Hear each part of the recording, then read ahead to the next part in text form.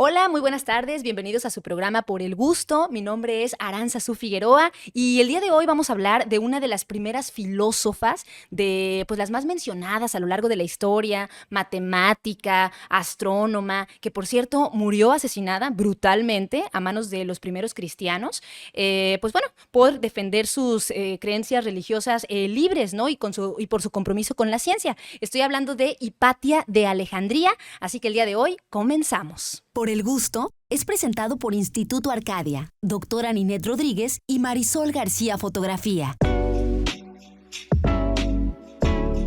Este es un programa de radio de corte educativo que hacemos por el puritito gusto. Por el gusto de saber, de conocer, de aprender, de saborear lo mejor del mundo de las ideas.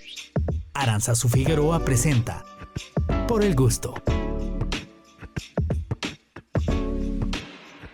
Nacida en la ciudad de la cultura y las artes, Hipatia fue hija del filósofo Terón, quien enseñó a su hija las ciencias y fomentó su curiosidad por el estudio y las ideas.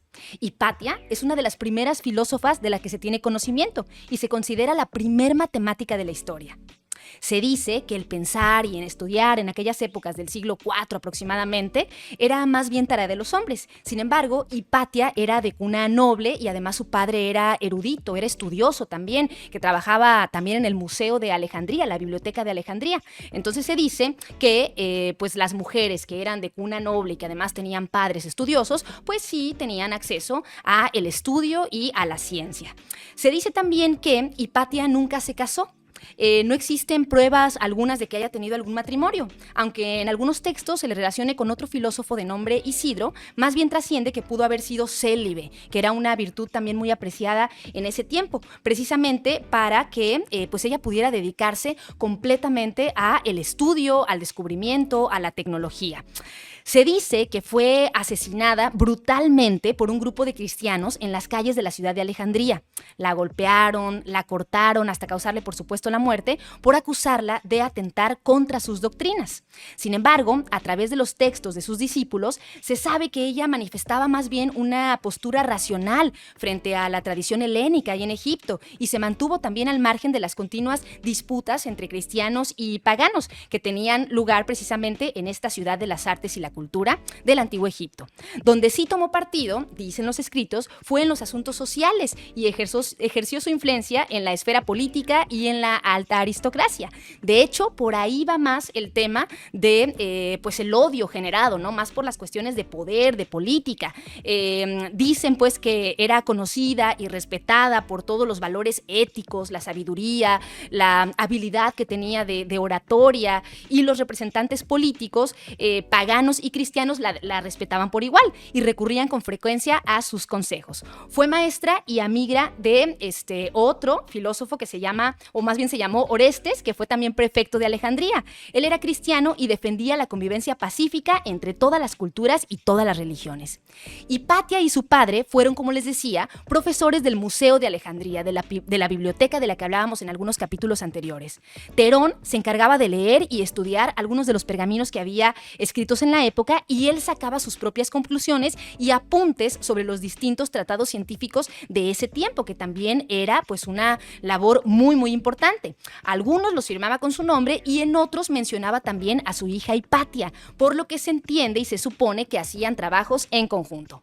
Hipatia se dice también que era superior a filósofos y eruditos de la época, incluso más brillante que su propio padre. Profesaba una filosofía que le denominaron neoplatónica, que entre las muchas ideas que profesaba, pues sigue el principio de que el universo es una unidad básica y absoluta. El universo es el uno perfecto, incognoscible e infinito, pero que es toda una unidad, ¿no? Que no hay separación en sus partes.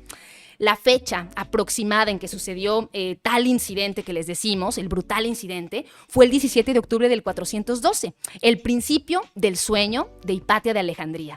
Un personaje llamado Cirilo fue elegido como obispo de la ciudad y a partir de entonces la situación cambió radicalmente.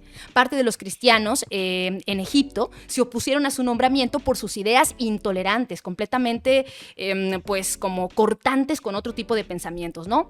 Orestes, prefecto de la ciudad y amigo de Hipatia, tampoco compartía la visión sobre los asuntos religiosos de Cirilo, que atacaba a todos los colectivos religiosos que no aceptaran el cristianismo impuesto con el pretexto de purificar la fe.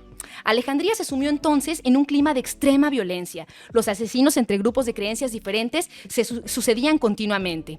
Para Cirilo, la influencia de Hipatia entre los altos cargos de la política imperial y municipal representaba pues una verdadera amenaza. Así que no aceptaba el prestigio social del que gozaba Hipatia entre las clases altas precisamente de Alejandría, y por ello decidió iniciar una campaña de difamación contra ella, presentándolo como una peligrosa bruja entregada a la magia negra que había embrujado a Orestes para que se enfrentara a los cristianos. La difusión, por supuesto, de estas falsedades hizo que el mal ambiente entre la gente llegara a tal extremo que un grupo de cristianos fanáticos la atacaron con fragmentos de cerámica y lo que se encontraron por ahí, la asesinaron y además posteriormente, como también era como una práctica brutal en esos tiempos, incendiaron sus restos en las afueras de la ciudad. Algo totalmente extremo. Y su asesinato fue precisamente por el conflicto entre el poder civil de Orestes y el eclesiástico de Cirilo. Uno prefecto y el otro pues el obispo, ¿no? Y no precisamente por la confrontación que había entre paganos y cristianos, como defienden todavía algunos pensadores. Y los asesinos nunca fueron castigados.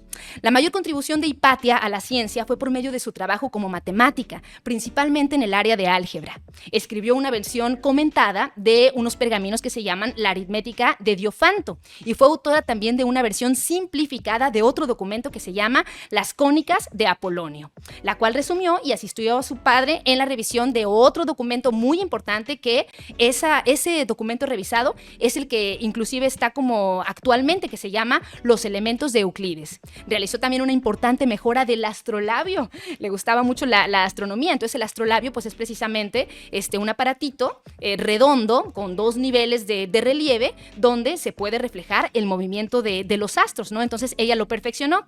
Escribió también una versión comentada de la aritmética que había hasta ese entonces.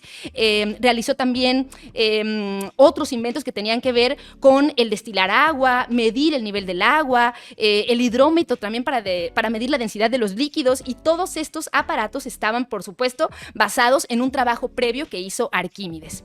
El pensamiento de Hipatia siempre fue como buscar la forma de defender su filosofía con sujetos ajenos a la dogma y a las religiones. Nunca aceptó ningún tipo de chantaje ni nada, era más bien no pagana, sino que respetaba todas las creencias religiosas que podía tener cualquier grupo en la ciudad de Alejandría. Así que definitivamente podemos decir que Hipatia de Alejandría fue una gran mujer que supo aunar en un solo ser pensamiento, ciencia y libertad, porque para ella el movimiento de las ideas se fundamentaba en la esencia de la filosofía y en el camino a la libertad de pensamiento individual, ¿no? Y también siguió con su pensamiento como pasándolos también, a las élites. El trabajo que realizó Hipatia, mucho se ha perdido, ¿no? Pero se conserva gran parte de él de acuerdo a sus discípulos, o sea, los que son como encargados de pasar todos estos conocimientos a las siguientes generaciones. Es por eso que se sabe mucho de Hipatia de Alejandría, o lo máximo que se sabe